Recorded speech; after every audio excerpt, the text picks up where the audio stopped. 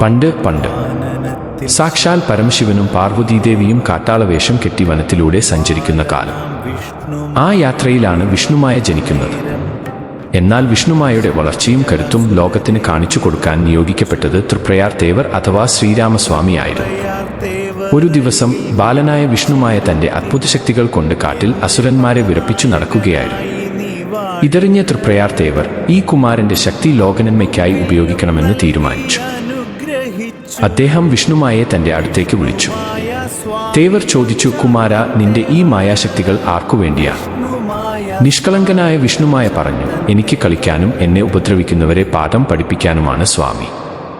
ചിരിച്ചുകൊണ്ട് തേവർ പറഞ്ഞു, ഇനി മുതൽ നീ എൻ്റെ കൂടെ ഉണ്ടാകണം. ഈ ലോകത്തെ ദുഷ്ടശക്തികളിൽ നിന്ന് സംരക്ഷിക്കുന്ന എൻ്റെ പടത്തലവനായി നീ മാറണം. അങ്ങനെ വിഷ്ണുമായെ തേവർ തൻ്റെ കൂടെ കൂട്ടി. വിഷ്ണുമായ്ക്ക് യുദ്ധതന്ത്രങ്ങളും അമ്പും വില്ലും കൈകാര്യം ചെയ്യാനുള്ള വിദ്യകളും തേവർ ഉപദേശിച്ചു കൊടുത്തു.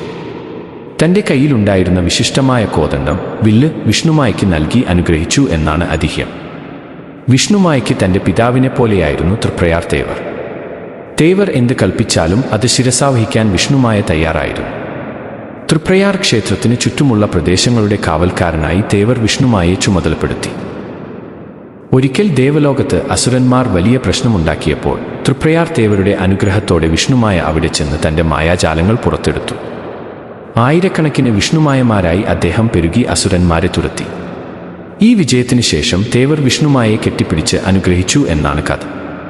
അതുകൊണ്ടാണ് ഇന്നും തൃപ്രയാർ ക്ഷേത്രത്തിലെ ഉത്സവത്തിന് പോകുന്നവർ വിഷ്ണുമായ സ്വാമിയെയും ചാത്തൻ സ്വാമി സ്മരിക്കുന്നത്. തേവർ യജമാനാണെങ്കിൽ വിഷ്ണുമായ അദ്ദേഹത്തിൻ്റെ ഏറ്റവും വിശ്വസ്തനായ സേവകനും പുത്രനുമാണ്.